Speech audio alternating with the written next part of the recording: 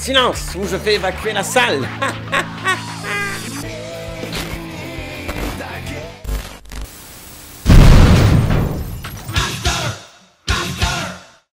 Bien le bonjour mes petits canidés. Si vous regardez cette vidéo, sachez que ça me fait super plaisir de boucler cette trilogie des FDP de Reboot avec vous. Une sacrée mini-aventure. Voilà, j'espère que vous avez profité de mon sourire l'espace de quelques secondes, car il n'apparaîtra plus de toute la vidéo. En effet, par rapport à l'épisode précédent, là on passe de Freezer à Hit. Que dis-je, même à Giro. Seuls les vrais savent. Et sans plus attendre, faites sonner le glas. Et on termine cette traversée du Mordor avec Dora l'exploratrice. Alors déjà, on va se calmer dès le début, hein, parce que j'en vois venir certains en disant « Ouais mais Dora, c'est pas un dessin animé de ton enfance, alors pourquoi tu nous fais chier ?» Et moi, je leur répondrai dans le plus grand des calmes. Putain, fils d'épave, ça a été créé en 2000 ce machin. Ça fait plus de 18 ans qu'elle nous casse les couilles, Dora, avec son putain de macaque et sa carte à la con. Alors évidemment que ça fait partie de mon enfance, même si j'aurais préféré éviter. C'est l'histoire d'une gosse de 8 piges, Dora Marquez. Ouais, cette fille de portfolio, un nom de famille. Ouais, j'étais aussi surpris qu'une intro surprise. C'est nul ce que je viens de dire. Qui fugue de chez elle. Allez, ciao, je me casse. Pour partir à l'aventure avec son sac magique de Mary Poppins, d'une carte sortie tout droit des Babalous, ainsi que d'un singe, Babouche. Non, vraiment, je me fous pas de vous, c'est la vraie histoire. Bah, je sais pas ce qu'ils prennent chez Nickelodeon, mais ça doit être le même fournisseur que chez Arte. En même temps, quand on voit la tronche de mangeuse d'âme d'une des créatures... une des créatrices du dessin animé, Valérie Walsh, avec son blaze sorti tout droit de la série de Beverly Hills.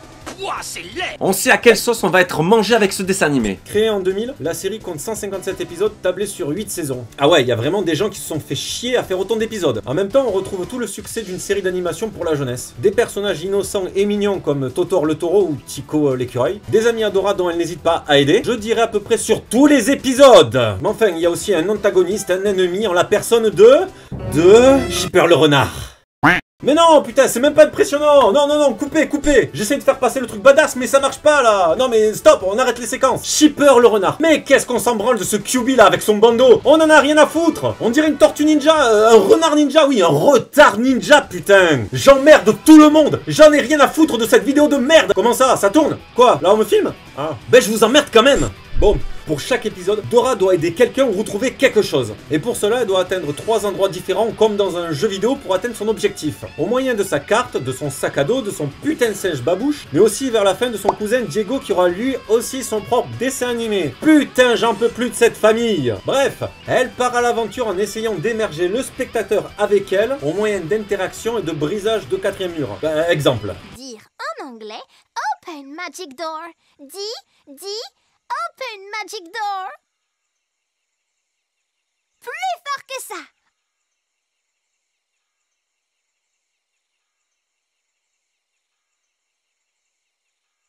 Écoutez, arrêtez.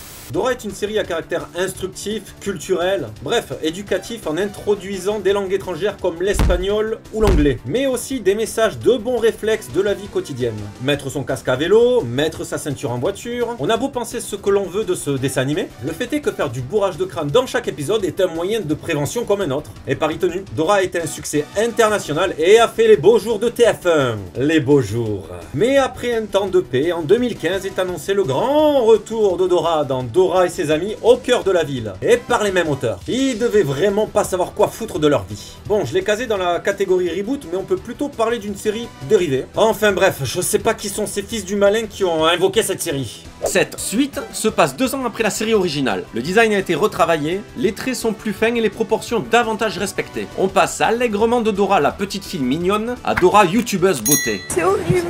Exit Babouche et tous les autres monstres de poche. Et bonjour à Kate, Naya, Alana et Emma. En somme, on est passé de Dora dresseuse Pokémon à Dora intègre les Spice Girls. Mais bordel, je sens une montée d'ulcère là. Ben mine de rien, dans la première version, c'était l'aventure. On traversait des montagnes, des jungles, des endroits aussi insolites les uns que les autres. Tandis que dans cette nouvelle version, ben l'aventure c'est ça. Suis-les.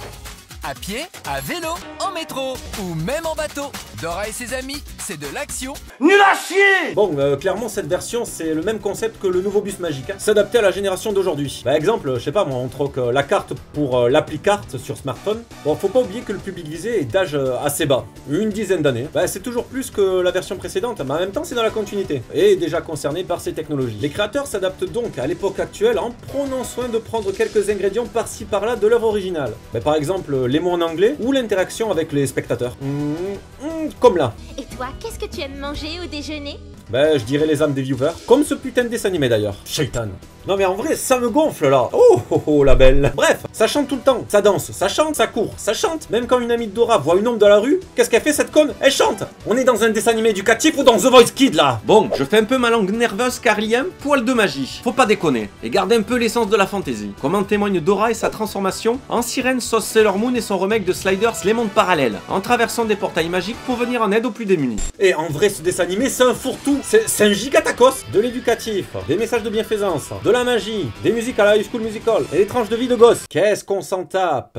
Ben clairement, je suis pas visé par ce dessin animé. Et je n'éprouve aucune nostalgie à regarder cette moussaka cuisinée avec les pieds. Ben les créateurs veulent tellement toucher tous les profils de spectateurs, ben qu'au final, ça donne une espèce de gloobly... Putain. Ben de boulet-bill.